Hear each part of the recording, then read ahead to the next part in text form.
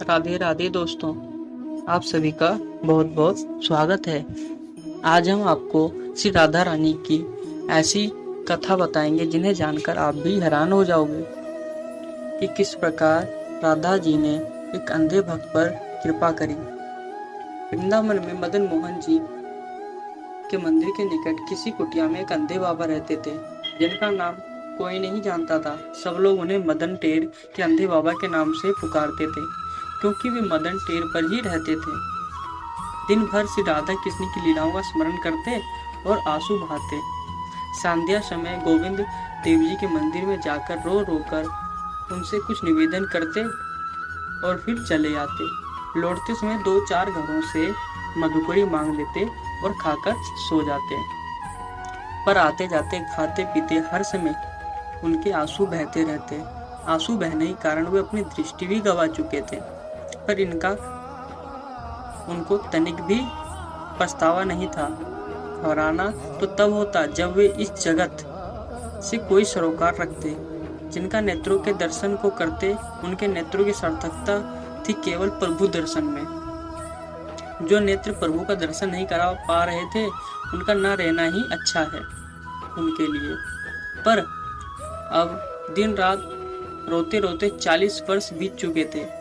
जीवन की संध्या आ पहुंची थी। अब उनसे रहा न गया। विरह वेदना असहाय हो चली थी।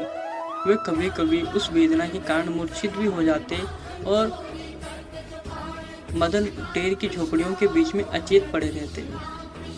उनसे सहानुभूति करने वाला वहाँ कोई न था। केवल वहाँ के पक्षी, मोर, कोकिल आदि उनके कलवर से उनकी चेष्टा जगाने की चेष्टा किया करते। एक दिन जब वे मदन टेर बाबा बैठे बैठे रो रहे थे, तो श्री कृष्ण और राधा रानी टहलते हुए उधर आ पहुँचे। बाबा को रोते देखा तो राधा रानी जी ने कृष्ण को कहा, प्यारे, यह बाबा क्यों रो रहा है, जाकर हंसा दो। श्री कृष्ण बाबा के पास जाकर कहा, बाबा क्यों रो रहे हो? आपको किसने मारा है? कोई आपसे कुछ छीन के ले गया है? बाबा ने कहा, ना तू जा यहाँ से।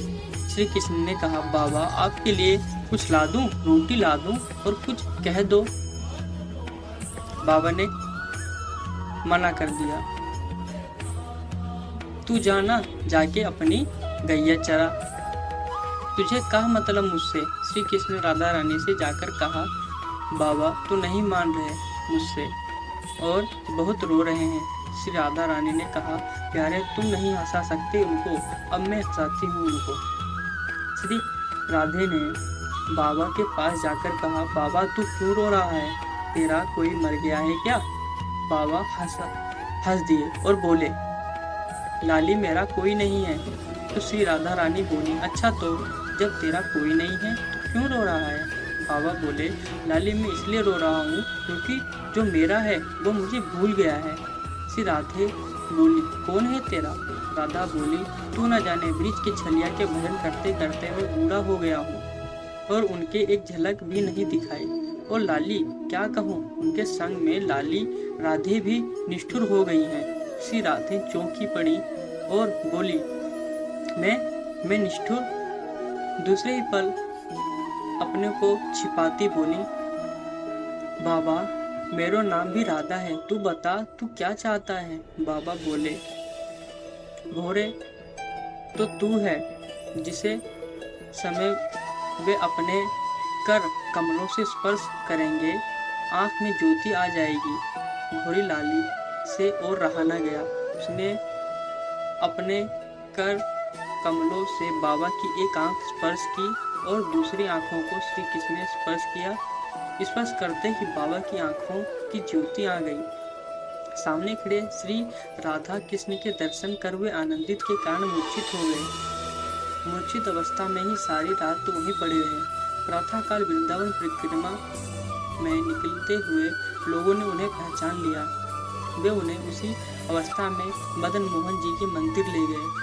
मंदिर के गोस्वामी समझ गए कि उनके ऊपर मदन मोहन जी की विशेष कृपा हुई है।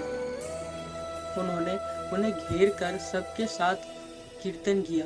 कीर्तन की ध्वनि कान में पड़ते ही उन्हें धीरे धीरे चेतना आ गई। तब गोस्वामी जी उन्हें एकांत में ले गए और उनकी सेवा के बाद सब उनसे मूर्छा का कारण पूछने लगे।